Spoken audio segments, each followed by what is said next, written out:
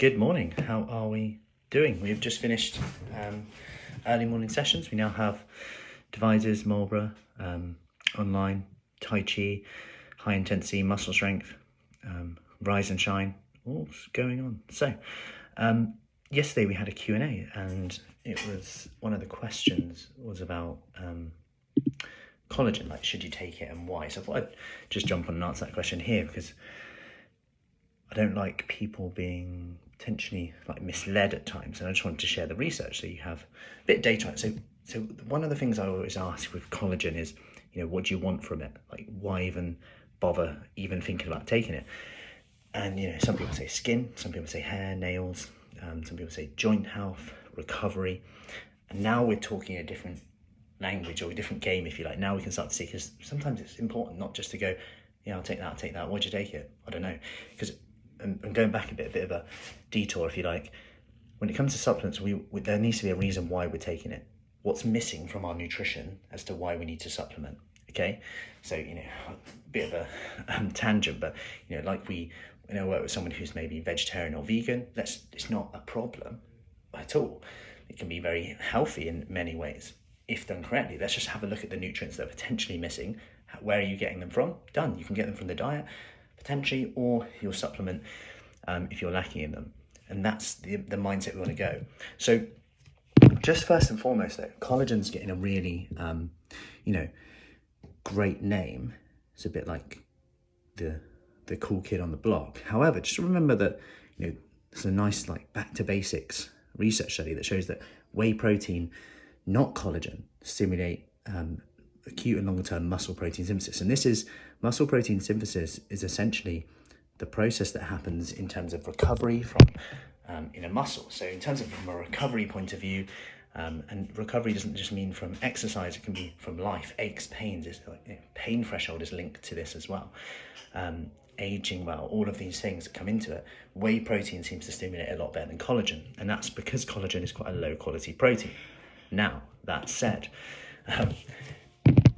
what supplement should you take? Is it worth skin? Now, when we're talking about skin and healing, healing before we go into skin, healing, this is a really interesting one, in that vitamin C enriched gelatin. So gelatin could be like sugar-free jelly, which is like cheap and delicious, with vitamin C with it. So, this researcher here, Keith Barr, he actually has a recipe for his gelatin, which is basically Ribena and gelatin, because Ribena has a vitamin C in it already, and to essentially help with the recovery. So what they found with comparing placebo versus 15 grams of gelatin, which it may improve collagen synthesis and could play a beneficial role in injury prevention and tissue repair. Now, the interesting thing is on there is that, think how cheap gelatin, sugar-free jelly is, and yet some of these supplements are really expensive. Now, that's not to say that they're a waste.